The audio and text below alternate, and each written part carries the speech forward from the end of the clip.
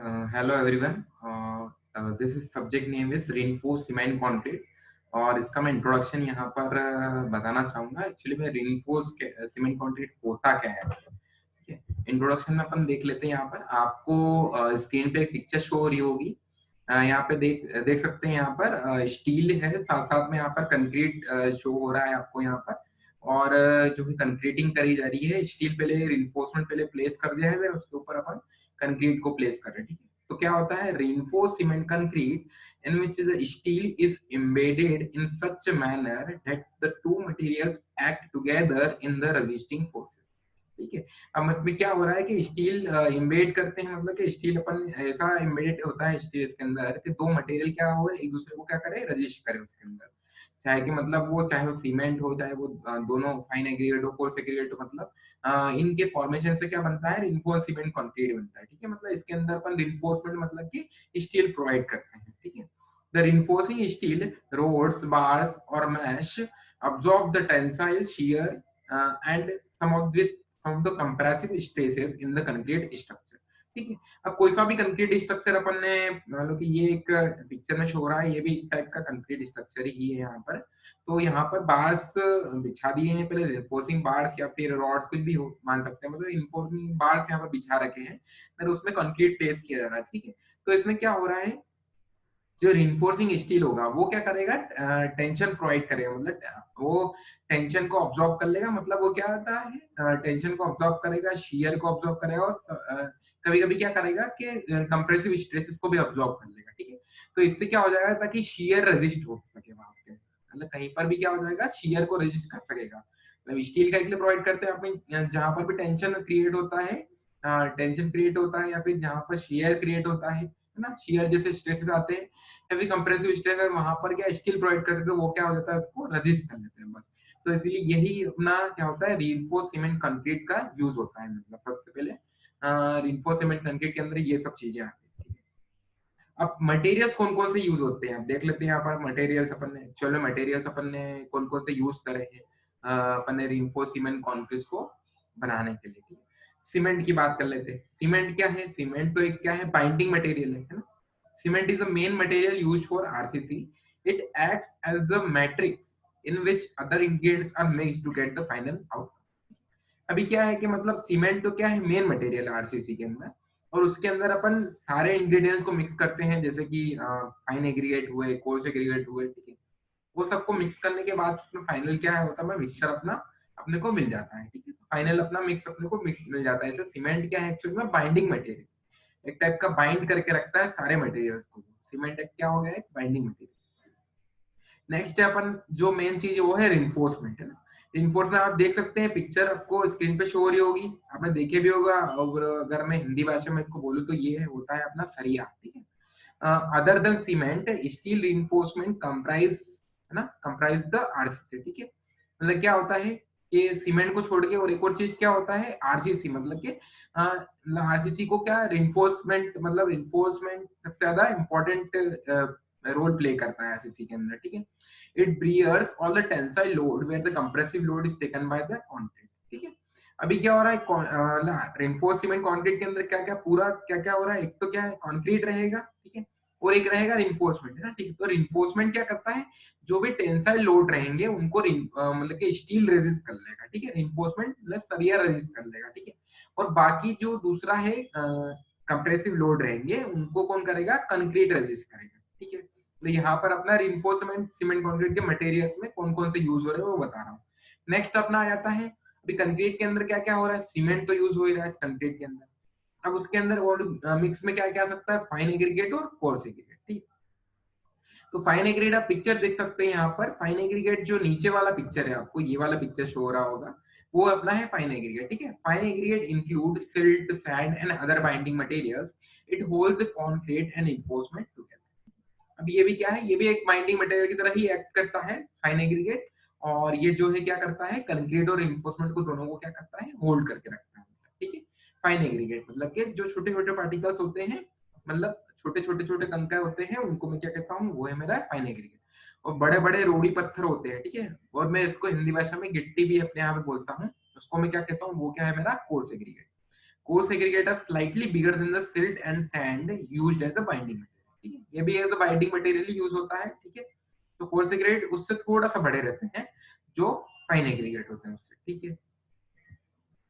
Next देख लेते हैं अपन। अभी क्या होता है कि वेरिएशन ग्रेडियंट्स में क्या क्या वेरिएशन हो रहा है, ठीक है। तो फाइन एग्रीगेट से अपन कोर्स एग्रीगेट से फाइन एग्रीगेट तक कैसे जाएंगे, देखो ये वाला हो गया सबसे बिगर कोर्स एग्रीगेट है, फिर उससे थोड़ा स्मॉल हुआ, फिर थोड़ा हुआ, फिर ये फाइन एग्रीगेट में ट्रांसफॉर्म होगा, फिर उससे भी फाइन, उससे भी फाइन, और आखिरी में लास्ट में आखिरी में सैंड के फॉर्म में आ गया, मतलब ये बिल्कुल ही फाइन पाउडर टाइप होता है। तो ये अपना ग्रेडियंट्स में वेरिएशन हो रहा है कि फाइन एग्रीगेट से कोर्स एग्रीगेट में कैसा वेरिएशन होता है, ठीक है। अभी अपन देख लेते हैं सीमेंट बैग्स अपने को कितना कितना यूज होते हैं, मतलब कि अपना कंक्रीट मिक्सचर हुआ, तो कोई सा भी सीमेंट कंक्रीट बनाने के लिए अपने को मिक्सचर यूज करना पड़ता है। मतलब मिक्सचर किसका, सीमेंट और फाइन एग्रीगेट और कोर्स एग्रीगेट, तो उसके अंदर मिक्सचर अलग अलग हो सकता है। अलग अलग मिक्सचर के लिए अपने सीमेंट के बैग्स कितने कितने लगेंगे वो अपन ने यहाँ पर कैलकुलेट करके ऑलरेडी रख रखा है, ठीक है।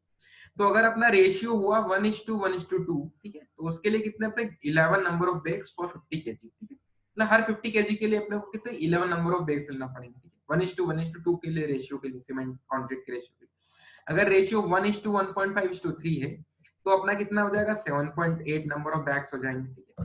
अगर 1:1:2:4 है तो 6 नंबर ऑफ बैग्स, ऐसे ही मतलब सब अलग अलग रेशियोज के लिए क्या रहेगा, अपना अलग अलग नंबर ऑफ बैग्स को अपन यहाँ पे ऑलरेडी यूज कर सकते हैं। 50 केवीजी ऑफ हर बैग के अंदर 50 केवीजी ऑफ सीमेंट रहेगी। अभी एडवांटेजेस देख लेते हैं अपन रीइंफोर्स्ड सीमेंट कंक्रीट के, क्या क्या एडवांटेज, मतलब क्या क्या इंपॉर्टेंस है, मतलब कि किस किस में अपना एडवांटेज दे रहा है, मेरिट क्या है इसका, मतलब ठीक है। पहला तो हो गया reinforced cement concrete has a high compressive strength. Reinforced concrete has a high compressive strength compare to the other building material. अब अदर बिल्डिंग मटेरियल, कोई से भी बिल्डिंग मटेरियल अदर की कंपैरिजन में किसका, इसका कंप्रेसिव स्ट्रेंथ सबसे ज्यादा रहता है रीइंफोर्स्ड कंक्रीट का, ठीक है। और एक ये एडवांटेज हो गया इसका। नेक्स्ट क्या होता है, due to the provided reinforcement, reinforced concrete can also withstand a good amount of tensile stress, ठीक है। अब रीइंफोर्समेंट की वजह से क्या होता है, ठीक है, रीइंफोर्स्ड कंक्रीट के अंदर क्या होता है, टेंसाइल स्ट्रेस भी अच्छा रहता है, ठीक है। ठीक है, तो मतलब रीइंफोर्समेंट मतलब स्टील की बात कर रहे हैं अपन, स्टील मतलब क्या आ गया, टेंसाइल टेंशन की बात आ गई, ठीक है, मतलब टेंशन में अच्छा रहेगा रीइंफोर्समेंट, ठीक है। तो उसकी वजह से क्या होता है, रीइंफोर्स्ड कंक्रीट भी कभी कभी अच्छा अमाउंट ऑफ टेंसाइल स्ट्रेस देता है, ठीक है। फायर एंड वेदर रेजिस्टेंस, ठीक है। अभी मतलब कि कहीं पर उसको मतलब वेदर का भी कोई उसके ऊपर प्रभाव नहीं पड़ता है, मतलब ठीक है ना, वेदर चेंज हो रहा है तो उसके ऊपर भी रिइंफोर्स कंक्रीट में कोई चेंज नहीं होगा, ठीक है। या फिर फायर रेजिस्टेंट है वो, ठीक है ना, अगर फायर भी कभी लग जाती है मतलब, तो कंक्रीट को, रिइंफोर्स कंक्रीट को कुछ ज्यादा असर नहीं पड़ने वाला, वो वैसा का वैसा ही रहेगा, ठीक है। Reinforce concrete building system is more durable than any other building system, ठीक है ना। अभी क्या है, ड्यूरेबल भी है, मतलब क्या है, अच्छा चलने वाला है, ठीक है। ड्यूरेबल मतलब ठीक है, तो रिइंफोर्स कंक्रीट बिल्डिंग सिस्टम क्या हो गया, अच्छा ज्यादा टाइम तक चलने वाला है, मोर ड्यूरेबल भी है, ठीक है, अदर बिल्डिंग सिस्टम के according. Reinforced concrete as a fluid material in the beginning can be economically molded into nearly limitless range of shapes. अभी क्या है कि फ्लूइड मटेरियल की तरह ही इसको भी क्या कर सकते हैं, ये अलग अलग शेप में क्या इसको मोल्ड कर सकते हैं, मोल्ड करके मतलब कोई सा भी शेप फॉर्म कर सकते हैं, मतलब इसका, ठीक है, रिइंफोर्स कंक्रीट का, ठीक है। ये हो गया। अभी एक और चीज है नेक्स्ट क्या, कि मेंटेनेंस कॉस्ट जो होती है रिइंफोर्स कंक्रीट की, वो बहुत ही कम होती है, ठीक है। तो इजीली मेंटेनेंस कर सकते हैं अपन इसका, रिइंफोर्स सीमेंट कंक्रीट बिल्डिंग्स का, स्ट्रक्चर्स का। अभी क्या है, in structures like footings, dams, piers, reinforced concrete is the most economical construction material. अभी क्या है कि जैसे फुटिंग प्रोवाइड कर रहे हैं कहीं पे कोई से बिल्डिंग में, अभी डैम बना रहे हैं, ठीक है, या फिर पायर्स है उसके, डैम्स के, तो वहां पर ब्रिजेस के पायर्स हुए मतलब, तो वहां पर क्या हो रहा है कि जो रिइंफोर्स कंक्रीट है ना, वो बहुत ही इकोनॉमिकल है, ठीक है, बहुत ही इकोनॉमिकल, मतलब कि हर चीज में मतलब कि बेनिफिशियल है अपने लिए, मतलब कि चाहे वो कॉस्ट हो, चाहे वो मेंटेनेंस हो, ठीक है, चाहे वो ड्यूरेबिलिटी हो, ठीक है। तो एक टाइम में वो क्या हो गया, मेरा इकोनॉमिकल हो गया, ठीक है। It acts like a rigid member with a minimum deflection. Next क्या है कि वो एक रिजिड मेंबर की तरह एक्ट करता है, ठीक है, मतलब उसका डिफ्लेक्शन क्या है, बेंडिंग वो क्या होती है, बहुत ही कम होती है, ठीक है।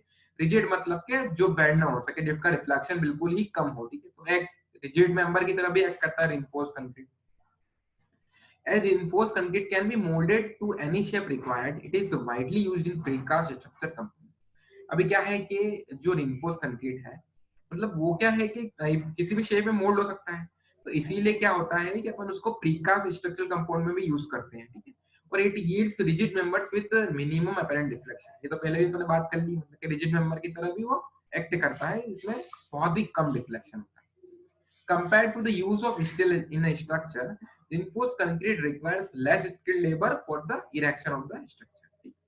अभी दूसरे स्टील स्ट्रक्चर की बात करें अगर अपन, तो पूरा स्टील का बना हुआ रहता है, जो टावर्स होते हैं, ठीक है, स्टील टावर्स हो गए, स्टील ब्रिजेस हो गई, तो वहां के कंपैरिजन में रिइंफोर्स कंक्रीट में अपने को लेबर जो है, ठीक है ना, वो इतना स्किल्ड लेबर रिक्वायर्ड नहीं होता है जितना कि as compare to steel structure. तो मतलब अपना काम उसमें चल जाएगा, मतलब कि अपने को ज्यादा स्किल्स वाला लेबर नहीं हुआ तो भी अपना काम चल जाएगा, किसके केस में, रिइंफोर्स कंक्रीट स्ट्रक्चर के केस में। अभी कुछ उसके मेरिट्स हुए तो कुछ डीमेरिट्स भी होंगे, मतलब कुछ डिसएडवांटेजेस भी होंगे इसके। तो पहला डिसएडवांटेज क्या है, tensile strength of a reinforced concrete is about 1/10 of its compressive strength. अभी क्या बात हो रही है, जो टेंसाइल स्ट्रेंथ होती है रीइंफोर्स्ड कंक्रीट की, वो उसकी क्या होती है, 1/10 होती है, ठीक है, मतलब कि 1/10 ऑफ द कंप्रेसिव स्ट्रेंथ। मतलब क्या हो गया उसका, कि इतनी कम हो गई टेंसाइल स्ट्रेंथ उसकी, मतलब क्या है, टेंसाइल के केस में क्या हो जाएगा, वो टूट जाएगा, ठीक है ना। तो मतलब कंप्रेसिव स्ट्रेंथ उसकी अच्छी हो गई और टेंसाइल स्ट्रेंथ उसकी क्या हो गई, सॉरी, कंप्रेसिव स्ट्रेंथ उसकी अच्छी, हाँ, कंप्रेसिव स्ट्रेंथ उसकी अच्छी हो गई और टेंसाइल उसकी क्या हो गई, कम हो गई, ठीक है। तो वो वहां पे ये क्या हो गया, मेरा डिसएडवांटेज हो गया, ठीक है। तो main steps of using reinforce concrete are mixing, casting and curing. तो जो रेनफोर्स कंक्रीट के अंदर मेन स्टेप्स कौन कौन सी यूज होती है, तो मिक्सिंग होती है, कास्टिंग होती है, क्यूरिंग होती है, सब यूज होता है। और ये सब क्या कर जाता है कि फाइनल जो उसकी स्ट्रेंथ आती है उसको इफेक्ट कर जाता है। इतना बड़ा प्रोसीजर होता है इसका, इसके कारण उसकी स्ट्रेंथ जो है क्या इतनी अच्छी नहीं हो पाती, ठीक है, as compare to steel structure. The cost of the forms used for casting reinforced concrete is relatively higher, ठीक है।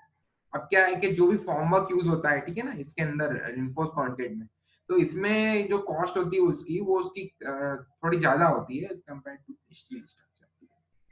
More for a multi-storied building, the RCC column section for is larger than the steel section as compressive strength is lower in the case of RCC. एक multi storey building ले लिया अपन अगर example करके, तो उसके अंदर आरसीसी कॉलम सेक्शन जो होता है, ठीक है ना, वो लार्जर होता है as compare to steel section, ठीक है, as the compressive strength is lower in case of RCC, ठीक है। मतलब क्या होगा, उसके अंदर अपन आरसीसी कॉलम सेक्शन बढ़ा लेते हैं क्योंकि उसकी क्या है, कंप्रेसिव स्ट्रेंथ जो क्या है, कम होती है, ठीक है ना, स्टील सेक्शन की, नहीं सॉरी, आरसीसी कॉलम सेक्शन की कंप्रेसिव स्ट्रेंथ ज्यादा होती है एज कंपेयर टू जो स्टील सेक्शन है, ठीक है। तो इसलिए अपन क्या लेते हैं उसके अंदर, कॉलम सेक्शन लार्जर लेते हैं, ठीक है। ये भी क्या हो गया, एक अपना डिसएडवांटेज हो गया उसके अंदर, ठीक है, कि अपने को आरसीसी कॉलम सेक्शन जो क्या है करना पड़ रहा है, अपने को लार्जर लेना पड़ रहा है, क्योंकि उसकी कंप्रेसिव स्ट्रेंथ जो है ज्यादा रहती है और टेंसाइल स्ट्रेंथ कम रहती है।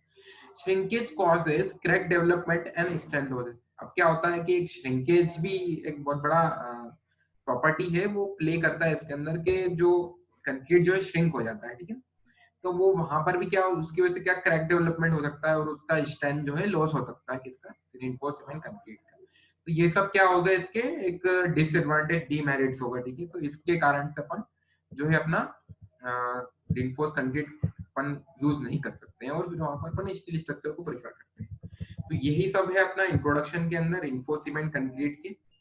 और अपन नेक्स्ट टॉपिक में अपन सब इसके अंदर सारा जो भी है अपन स्टार्ट करेंगे, पहला टॉपिक जो भी होगा इसका अपन स्टार्ट करेंगे रिइंफोर्समेंट कंक्रीट के अंदर। और अभी सिर्फ इतना ही कि इंट्रोडक्शन इतना ही इसके अंदर रिइंफोर्समेंट कंक्रीट। Thank you.